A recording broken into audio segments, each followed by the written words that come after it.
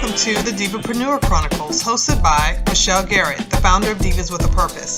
Each month, we'll chat with a fellow Divapreneur and discuss how they are rocking out their business, challenges they faced, and how they are focused on being the best diva they can be.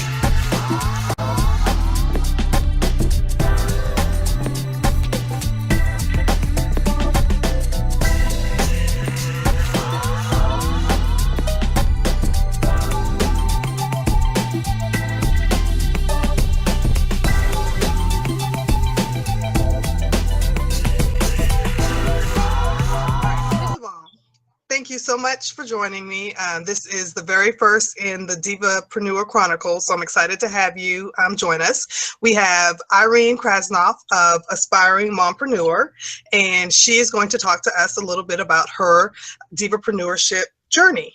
So Irene, welcome. Thank you. Do you want to go ahead and just tell us a little bit about yourself and your business? Sure. First of all, Michelle, thank you for having me. It's an honor.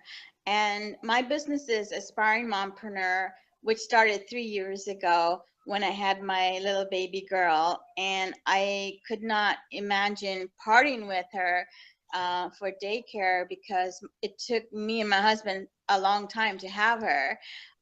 We waited 8 years. So as a result, I was determined to work from home. And I also needed income. So I had no clue what I was doing. So I decided to use all my resources that I learned from my professional career and also from an MBA. So I did some creative research through Google. And I expected to see a lot of scams out there, and they do exist.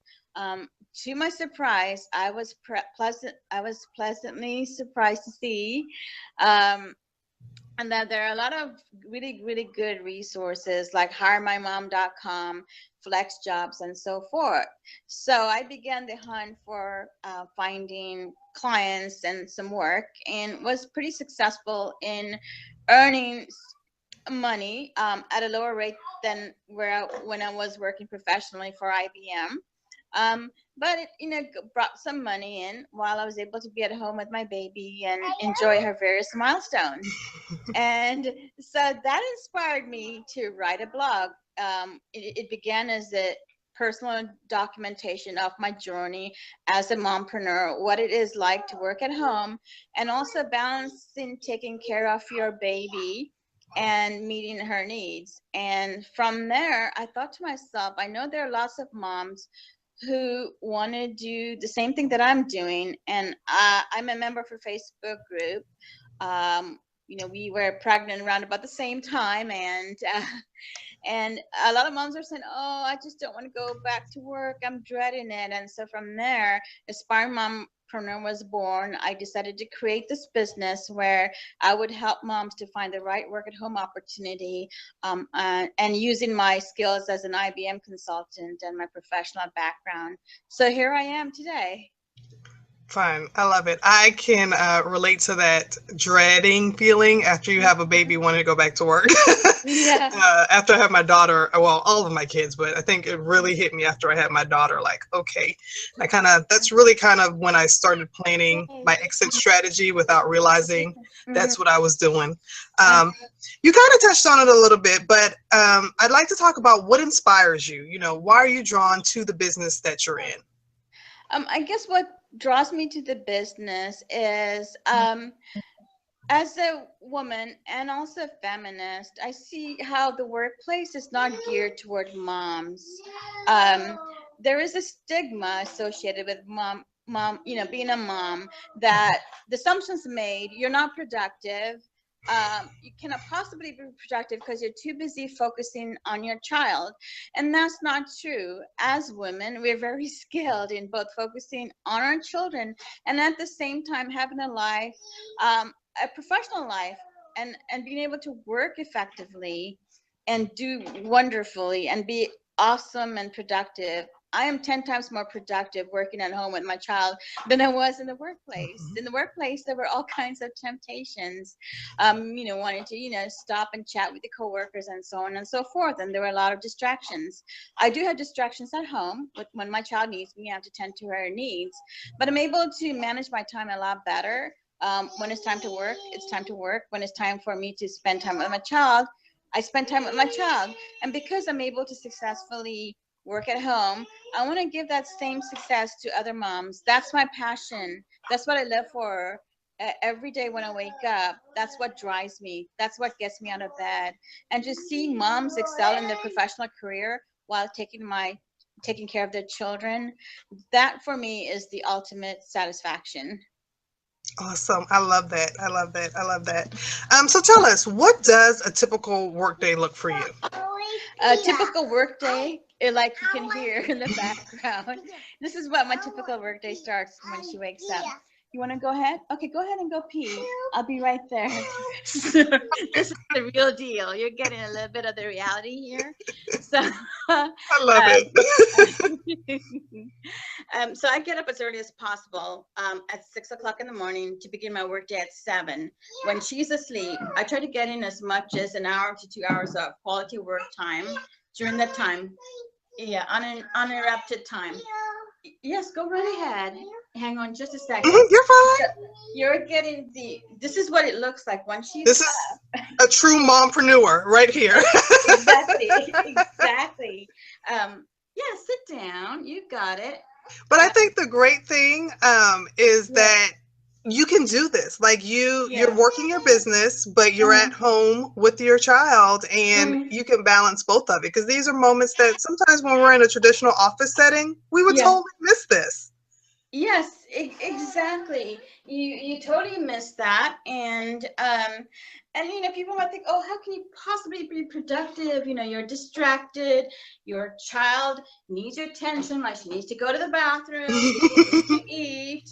I mean, how can you possibly be focused? But that's not, you know, that's not true. You just have to be selective in the kinds of jobs that you can realistically take. So obviously I can't do a sales job with this. There's no way it's gonna work. You know, talking on the phone to a CEO of a company, and then a 3-year-old in the background says, I need to go poop. Right. That's not gonna work. But if you're doing like database work or research work, that's doable. You can stop what you're doing and then attend to your child's need and then resume the work. Because ultimately, whoops, I lost you there. Ultimately, your child is going to go back to doing whatever he or she's doing, and you can resume work. And at her age, you know, she can keep herself occupied with a lot of games, a lot of toys, DVDs, you name it, while I'm working. And I have to work in blocks of time, like 2 hours here and 2 hours work, 2 hours of time with her, and then same thing. And then when she's napping, which is not doing as much anymore, that's when I also get quality work done. And I rely a lot on evening work. And I would say to other mompreneurs or aspiring mompreneurs or working home moms that be prepared to work in the evenings once your child is asleep, and be prepared a lot of nights not to have enough sleep, because you're going to rely on the evening work to get everything done that you need to accomplish. Awesome. Okay, so we kind of got an introduction to your entire day right there. You kind of touched on it, because I think one of the things that a lot of people, when they think of mothers that work at home, mompreneurs, is that, you know, we have a traditional work day. You know, I know as I've made the transition to working from home, you know, I'll have friends that will call me at 9. No, actually, I've had some friends that call me at like 7:30, 8 o'clock and want to talk for like an hour or two. I'm like, I can't talk. I mean, I'm at home, but I'm really working. And I think it's kind of getting that, getting them to realize and recognize that the time that I have at home working is just as though I was in a traditional office setting. I have to treat this actually even more. It's more important to me, because my livelihood depends on, you know, the work that I'm doing here, because I don't have someone that's going to be giving me a paycheck at the end of 2 weeks based on the contract that we have. It's how much work that I actually put into it. So I love it.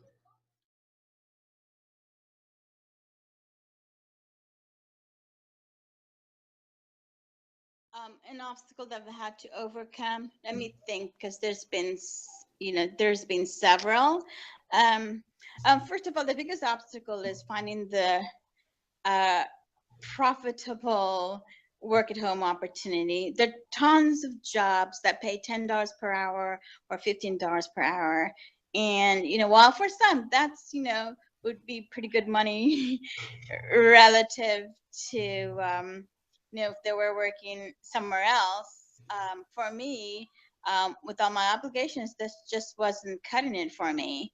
So I would say that finding something that was comparable to where I was, because like I mentioned earlier, I was a consultant for IBM, and I worked as a marketing professional for several small and medium-sized businesses. So for me to find something comparable, that was the biggest obstacle. And I would say that for other moms who are hoping to do something similar, getting back to where they were at a career, it's going to take 2 to 3 years at least to get to that point.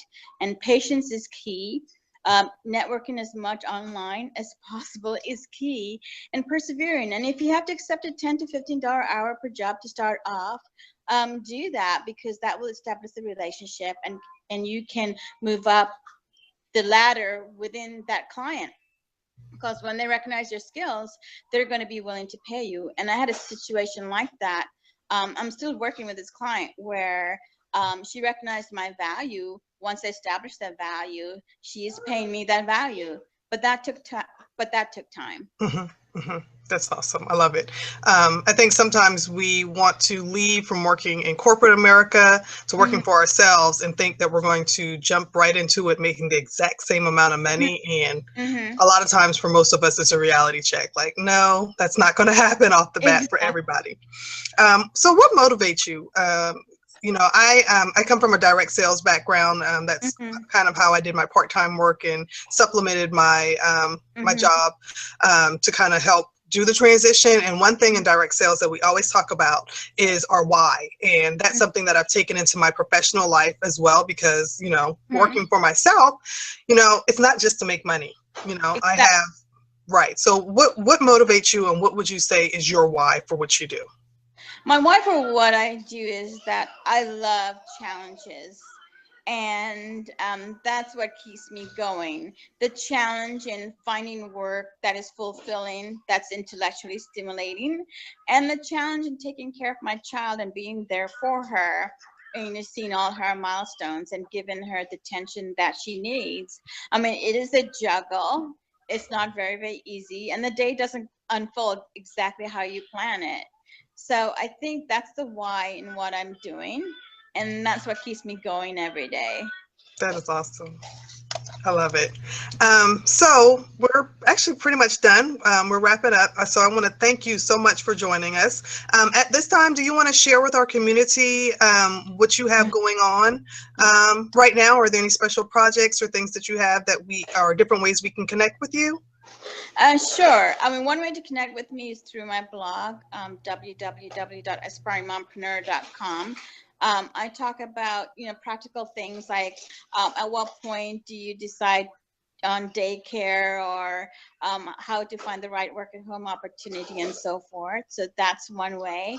I'm in the process right now of planning a series of webinars on how to get to the point of working from home and making that transition from the office to working at home, or the transition from being a stay-at-home mom for several years and then getting into the workplace and getting back to work. I mean, a lot of companies I've discovered lately are very reluctant to hire individuals with a huge gap in their work. 2 to 3 years gap, they're already asking questions. So I want to help those moms get into a situation working from home, and the gap is no longer an issue. So I would say those are two of my key projects: keeping on blogging, and also the webinar series.